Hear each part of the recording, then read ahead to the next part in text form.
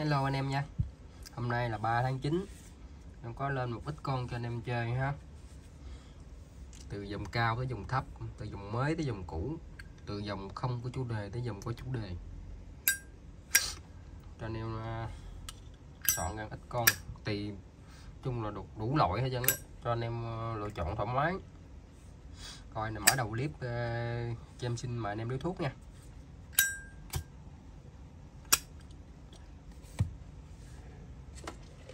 Mời anh em ly cà phê luôn nha. Anh em làm video buổi sáng.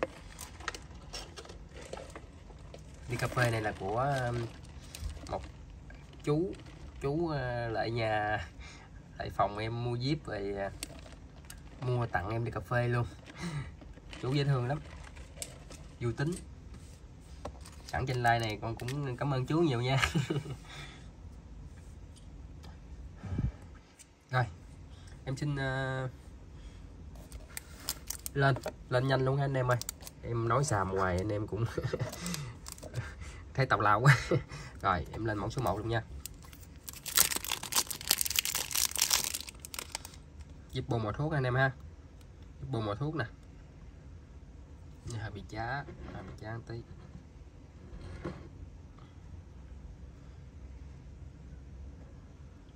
Sản xuất năm đời đầu 01 ha anh em.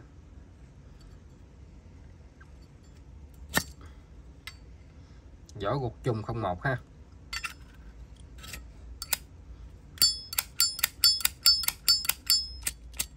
Bánh bán âm hay. Đây nó có bị chày xước một cái, em giảm tiền lại. Đây có bị cắn ha. Cây này cho anh em mồi thuốc chơi.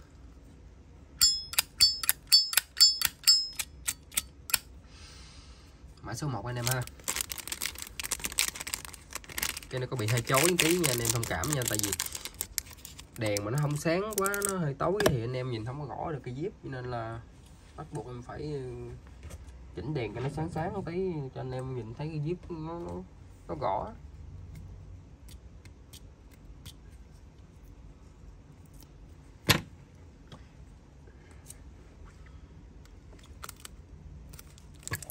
Mã số 1 300 cho anh em về mồi thuốc ha. Có cắn nha. Rồi theo mã số 2 new full box nha anh em. Có cái nắp nữa mà cái nắp em bị để đâu tiêu, để tí em kiếm ra. Kiếm có để em cắt đó, bỏ quên đâu giờ chưa nhớ ra.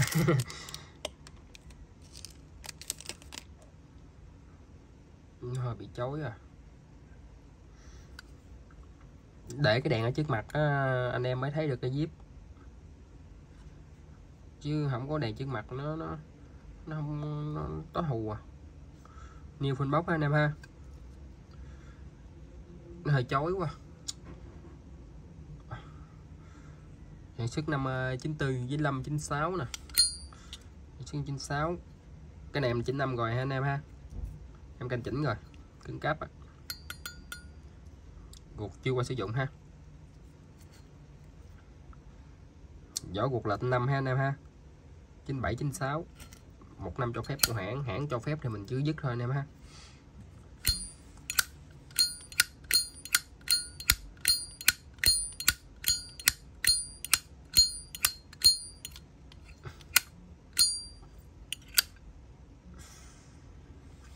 New full box chủ đề Zippo anh em ha.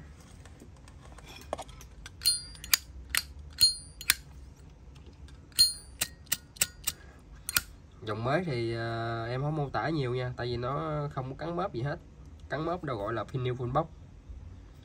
Nó đẹp hoàn hảo mà.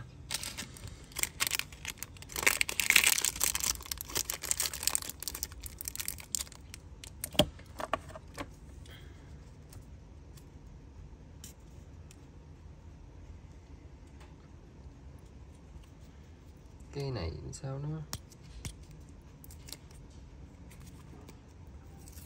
rồi đúng gách luôn. Từ từ anh em để em tí nha.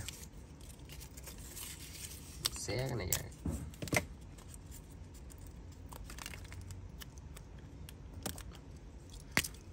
Số 2 750 ha anh em.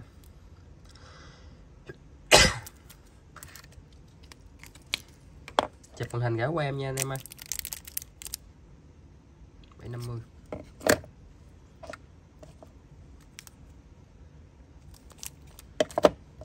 Tiếp theo là mẫu số 3.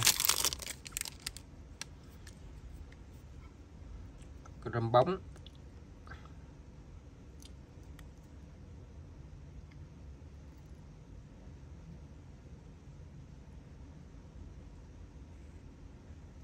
Hai là mã nha anh em, 8S nha.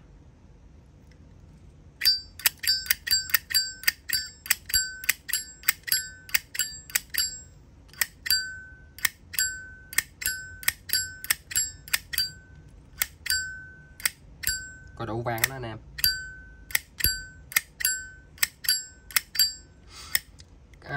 Hai là mã hình như là 86 anh em. Cái thời này là cái thời giao thời giữa gạch quyền và la mã ha. Nó có một loại nữa, một loại là gạch quyền, mấy gạch quyền á, một loại là hai la mã. Cái dòng 8X thì cái nó làm theo cái kiểu bo tròn ha nè, nó khác cái 9X ha. Đó, em thấy cái giá trị của nó sẽ cao hơn cái dòng 9X một tí ha.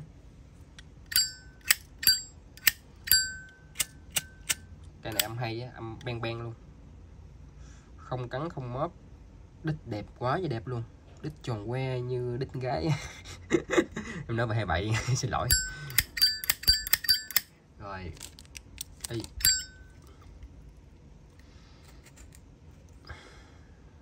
Guột vỏ guột trùng hay là mã ha.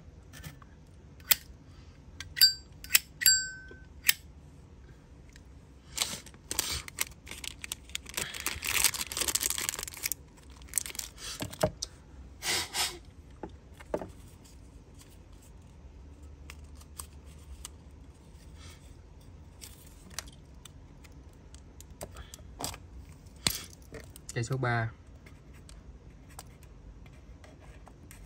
580 nha anh em. Thường với dòng 8X anh em cái giá trị của nó là 600 ngoài anh em.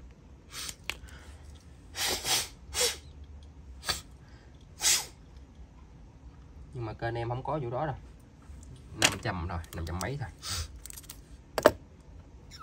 Tiếp theo lên mẫu số 4. Ốp nhựa ha anh em ha. Cái dòng này thì thường nằm trên dòng Barat là nhiều. Này dòng nằm trên dòng Barat là nhiều lắm.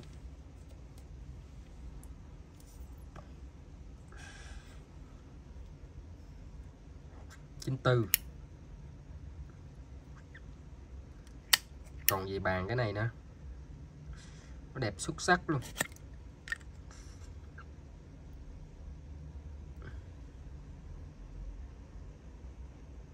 Gục mời giai đoạn á anh em. 88 y 94 hả? 94 đâu mời giai đoạn 88 93 này 94. Em sẽ đổi cái guột. Đổi guột 94. Đổi guột 94 cho anh em ha. Cái này em bỏ lộn guột rồi. 94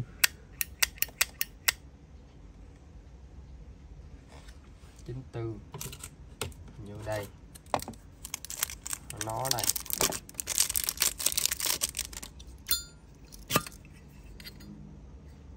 Đây, 194 đây. Cuộc này là của nó nè.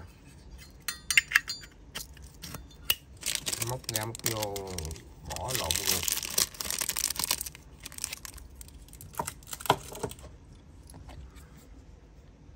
Chuẩn ha anh em ha. 94 chuẩn.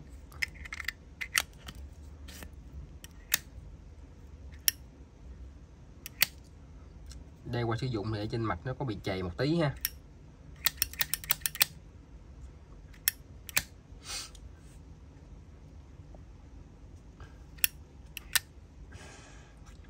Cái này dùng để sưu tầm nha anh em, với âm mà không có nha, ốp nhựa hai mặt rồi.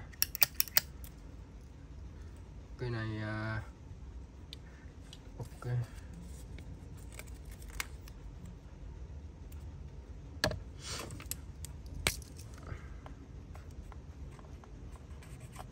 Năm 580 luôn em ha.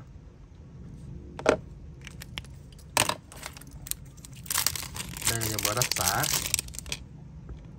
Rách xả để có bị cắn.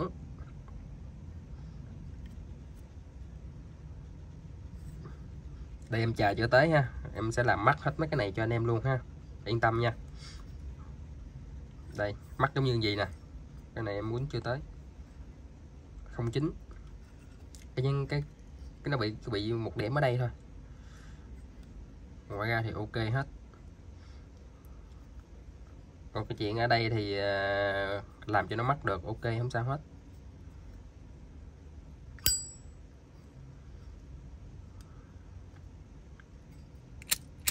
Bánh bén rách xả nha anh em báo rách xả nha, 09 cuộc trùng ha.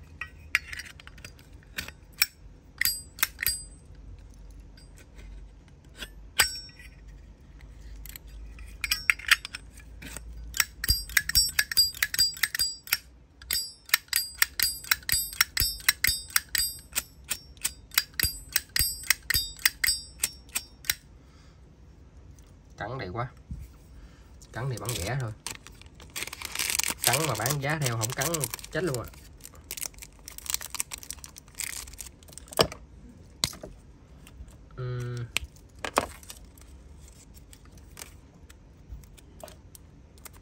Giờ cho anh em mồi thuốc. Số 5 330, chụp hình gửi qua cho em nha anh em. Thêm lên số 6. Số 6 cũng là dòng mà đã xả luôn.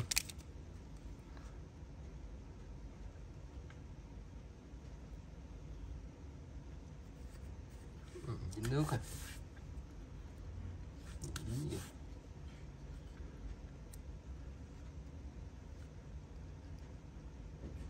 Đâu có bao nhiêu khuyết điểm thì em phe hết nha anh em. Nó đây đây,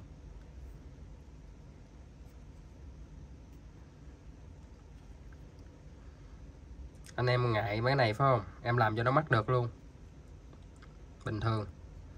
Còn ngoài ra thì hoàn hảo rồi.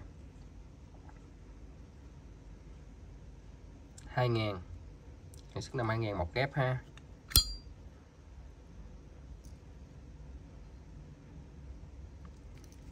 Qua sử dụng vỏ cục trùng 2.000.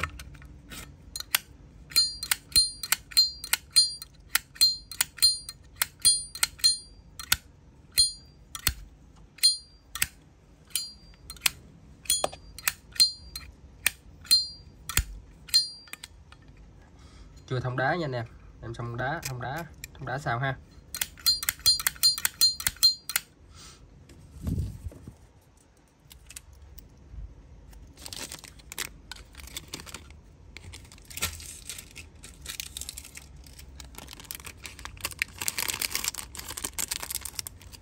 Ướt ta. Mã số 6.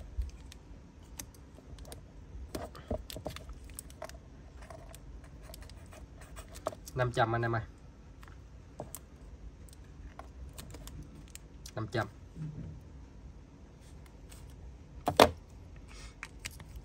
Tiếp theo lên mẫu số 7.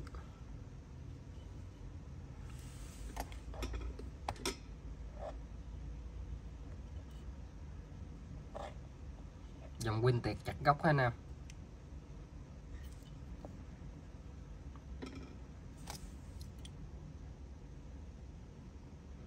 $90, sản xuất năm 90.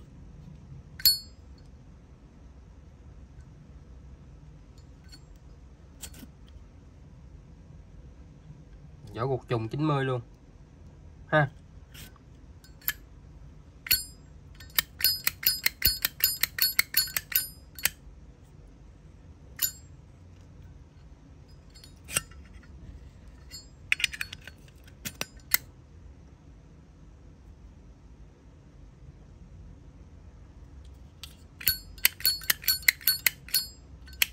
Wintec đầu bằng đít bằng.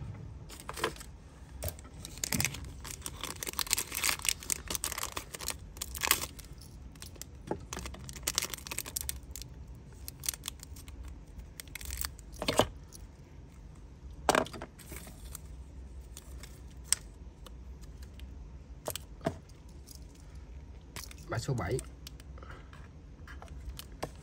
Mã số 7 530k.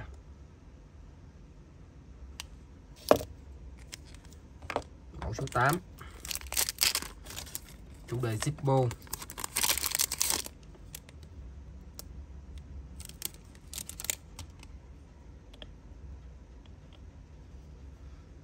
Nước này nè, này dịch nước.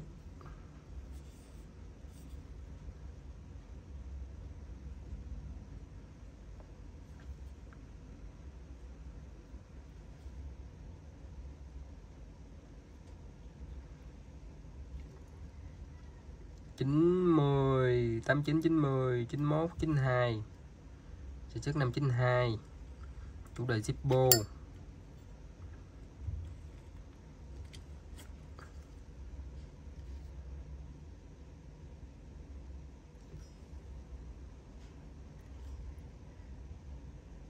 Chín hai luôn, 89 90 91 91 à.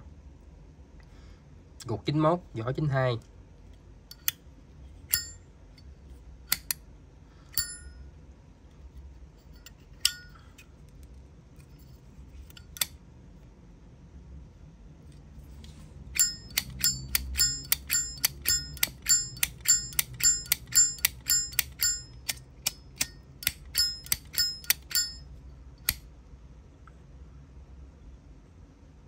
Chủ đề một đáy Zippo ha. Rách xả.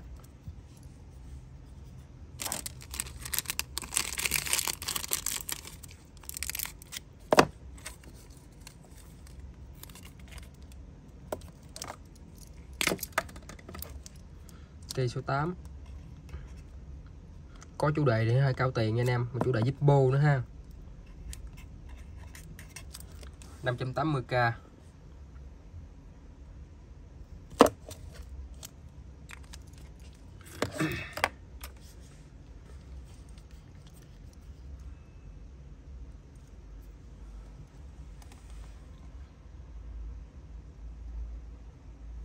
Để bỏ cái này đi.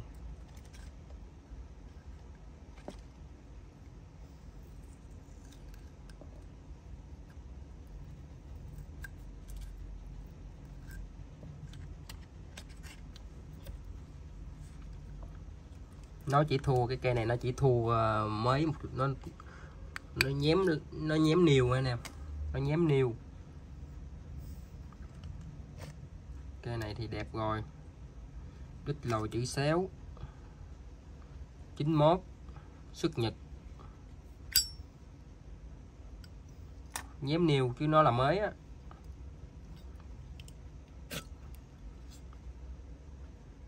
Gục mờ giai đoạn 8893 chuẩn, chưa thông đá luôn. Cây này em lên 5 được nha, tại em quên sót cái cây này chưa lên 5, chưa thông đá. Nó là mới nha anh em, đít lồi chữ xéo ha. Nó nhém mới thôi, nó nhém niêu thôi.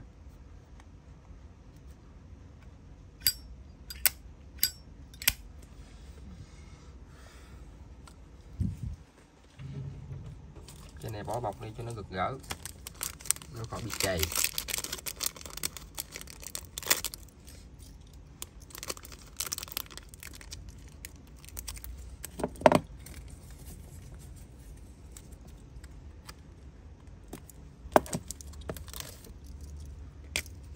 Cây số 9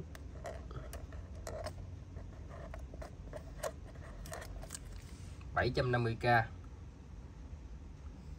Lồi xéo bán 750 à.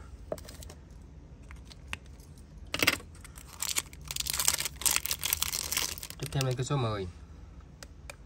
Cái này nó bị dính sơn nha anh em. Tí em lấy cái chơi tẩy sơn em tẩy này ra là nó hết cái máy này ha.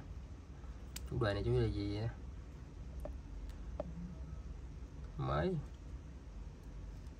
đẹp 03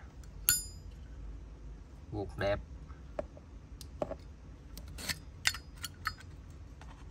Ở lộn Tính đầu là mã để nghiêng 03.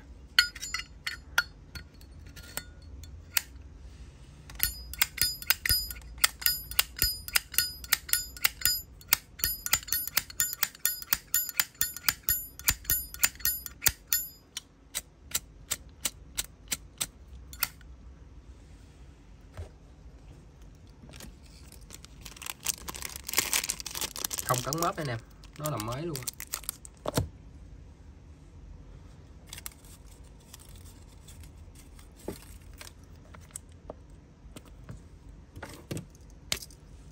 Số 10 350 cho anh em về một thuốc hút. Em lên 10 mẫu nha. Em ưng cây nào chụp màn hình gửi qua em nha.